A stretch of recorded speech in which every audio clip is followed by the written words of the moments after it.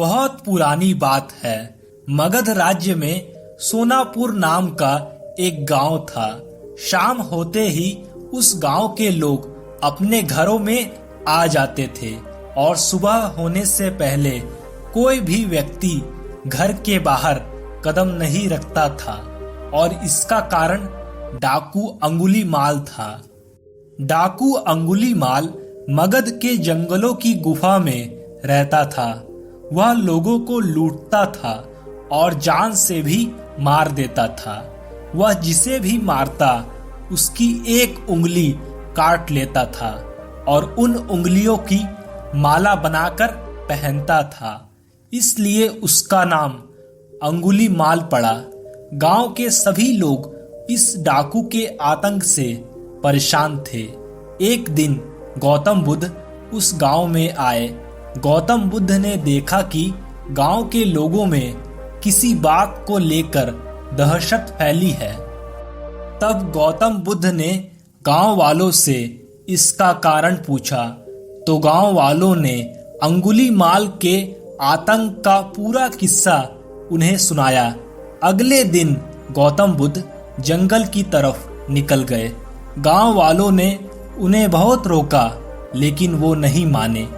बुद्ध को आते हुए देखकर अंगुलीमाल अपने हाथों में तलवार लेकर खड़ा हो गया, लेकिन बुद्ध उसकी गुफा के सामने से निकल गए और उन्होंने पलट कर भी नहीं देखा।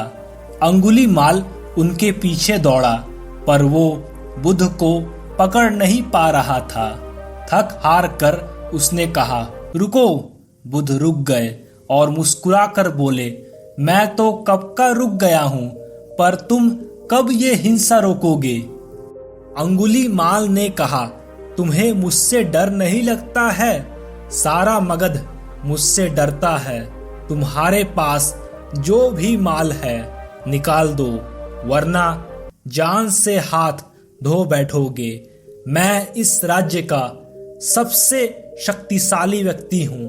बुद्ध जरा भी नहीं घबराए और बोले, मैं ये कैसे मान लूं कि तुम ही इस राज्य के सबसे शक्तिशाली इंसान हो? तुम्हें ये साबित करके दिखाना होगा।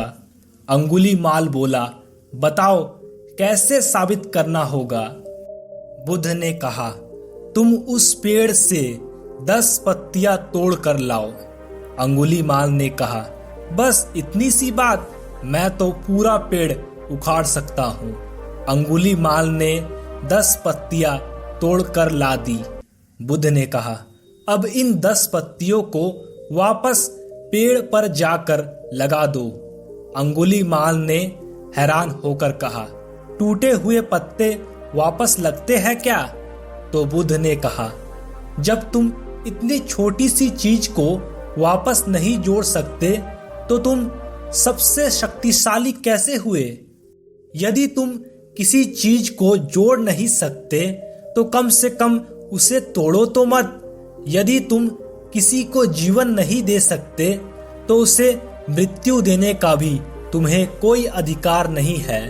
यह सुनकर अंगुलीमाल को अपनी गलती का एहसास हो गया और वह बुद्ध का शिष्य बन गया और उसी गांव में रहकर लोगों की सेवा करने लगा।